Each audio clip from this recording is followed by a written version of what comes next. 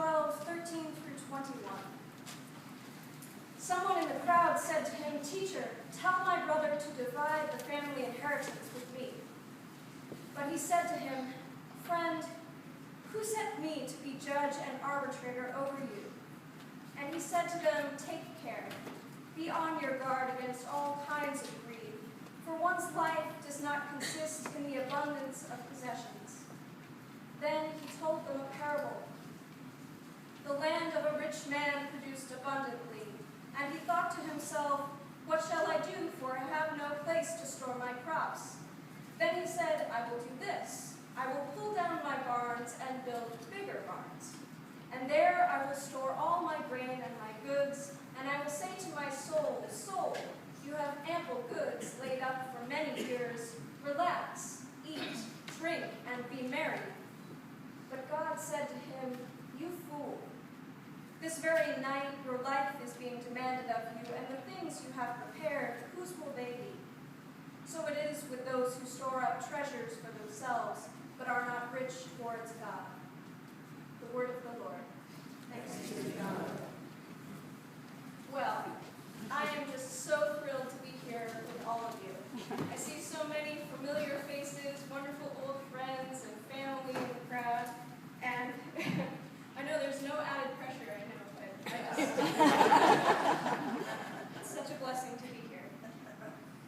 And I know what you really want to hear is stories about what I'm doing in my job, I imagine. So I'm going to work that in a bit, but first I'd like to dig into our gospel lesson for today. So here we have Jesus, and he's teaching a crowd. It's a crowd of thousands. People are trampling on each other to get to hear what Jesus has to say. And it's a big teaching moment for Jesus. He's got a lot of important things to say. But then he's interrupted by someone who says, "Tell my brother to divide the family inheritance with me." Seriously? This is Jesus. And he's teaching about caring for others and having faith in a time of fear. He's just cast out demons. He's just told the story of the Good Samaritan. He's about to offer up some of the most familiar advice of the gospel about considering the lilies of the field. So Jesus is pretty busy at this moment, and someone interrupts him looking for him to arbitrate over an inheritance issue. Is this really why God became incarnate on the earth? To settle an inheritance dispute? In fact, there were already clear laws in the land about how sons were to divide their father's inheritance. Jesus has some important things to get done, and time is running short, as we all know. He's trying to get the disciples to understand the importance of love, of community. He can't be settling these interpersonal disputes.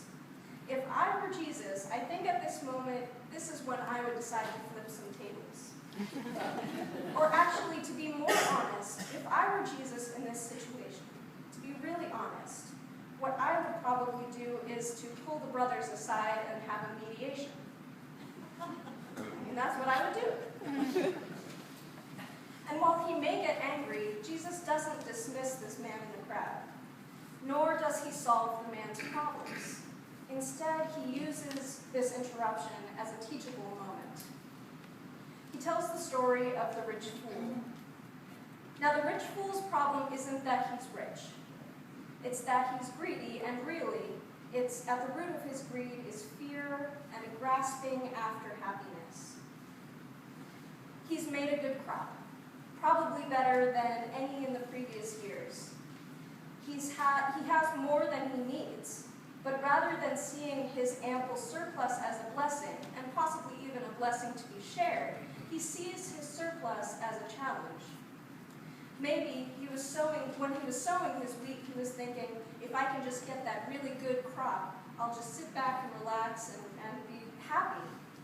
But now he's got the good crop, and he's not sitting back and relaxing and being happy. He's saying, oh, now I have to build a bigger barn. And we know what's going to happen next year. Either he won't have as big a crop and he won't be happy, or he'll have an even bigger crop and he'll have to pull down this barn and build another barn. He's never going to be happy. When will it ever be enough? And God knows this too, and that's why God calls this man a fool. When is it ever enough? When John D. Rockefeller was the richest man in the world, someone asked him how much money was enough.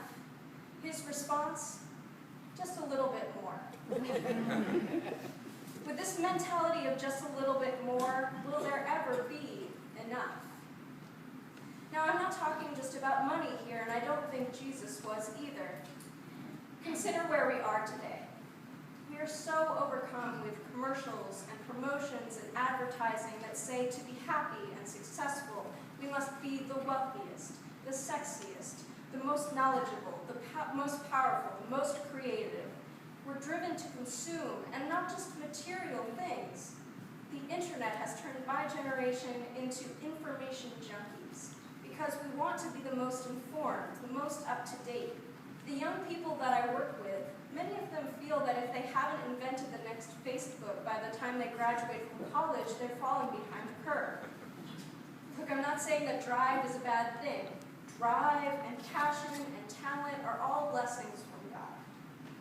But the issue is, when we're totally focused on success, when we have this tunnel vision that tells us if you only do X, Y, and Z, you'll be happy, then we make ourselves miserable and we miss out on the actual joy in living our lives. When we have this tunnel vision, we miss the world around us. We miss the blessings that we can glean from others, and we miss the opportunity to be a blessing to others. When I was in seminary, I did an internship as a hospital chaplain. I was really committed to the work because, in my view, this was the first time I was doing the real work of ministry. So I read all the books, and I walked into frightening situations, and I dug deep into my own emotional stuff.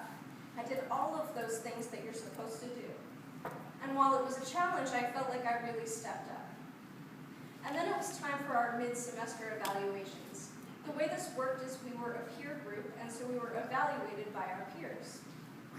And the evaluation of one woman really shocked me. She simply said, "Whenever I greet you in the morning, you never say hi to me." I was dumbstruck. Every day for a month, Elizabeth had said good morning to me, and I had never heard her. I never heard her say good morning. I was so focused on getting the job done, being a successful chaplain, that I didn't even extend the common courtesy of a good morning. I was like this rich fool. I was so busy filling my barn that I never smelled the good, rich soil. I never felt the sun on my face. I thought I was doing the real work of ministry, but in fact, I was neglecting the real work of living as a Christian. I neglected the important task of building relationships and of caring for others. A lot of churches fall into this trap as well, and the church that I serve is one. The church I serve has a huge heart for mission. Our congregation includes many people who are homeless or nearly homeless, immigrants, the mentally ill, the jobless, and we try to create programs and ministries for all of them.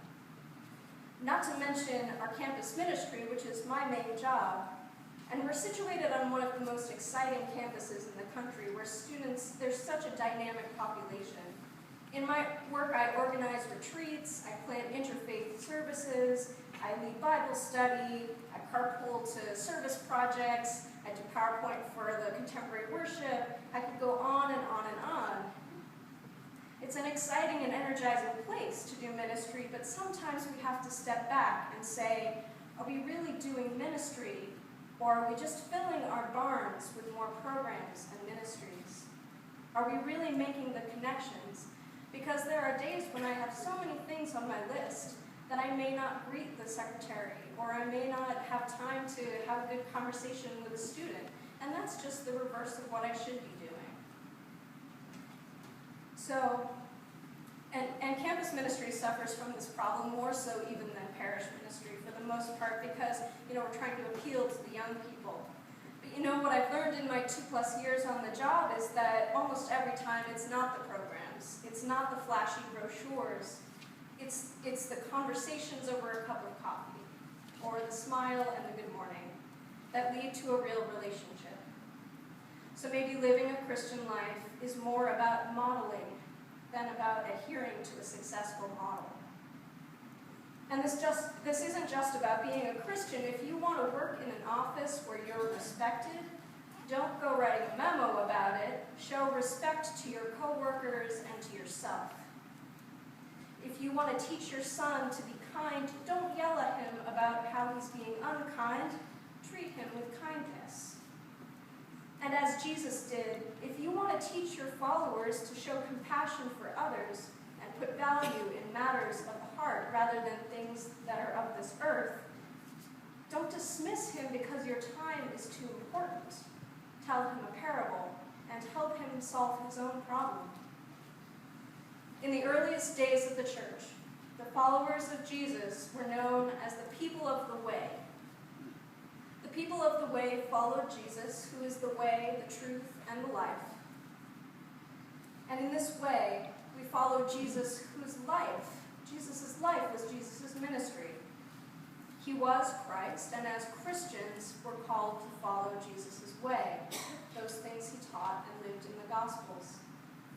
But we are also people of the way because we recognize that following Jesus is less about getting to a specific end goal, a perfected Christianness, or a perfected world, than it is about living like Christ, using each moment along the way to show compassion, to teach important lessons, and glorify God for the many blessings that we receive each day. Jesus Christ walked on this earth to teach us the importance of love. But love is not an end goal. Love is not static, it's dynamic. Love isn't something you can pin down, it's like a chasing after wind. Love isn't love unless it's practiced. We are people of the way because we recognize that we are on a journey to build a world with more compassion, with more understanding, and we are people of the way because we know that it's less about accomplishing God's will once and for all than it is about how we walk together on this journey. Christ calls us to work at getting better each day. We are people of the way. We are following Jesus. We're not there yet, and we may make a few missteps, but we're going to take another step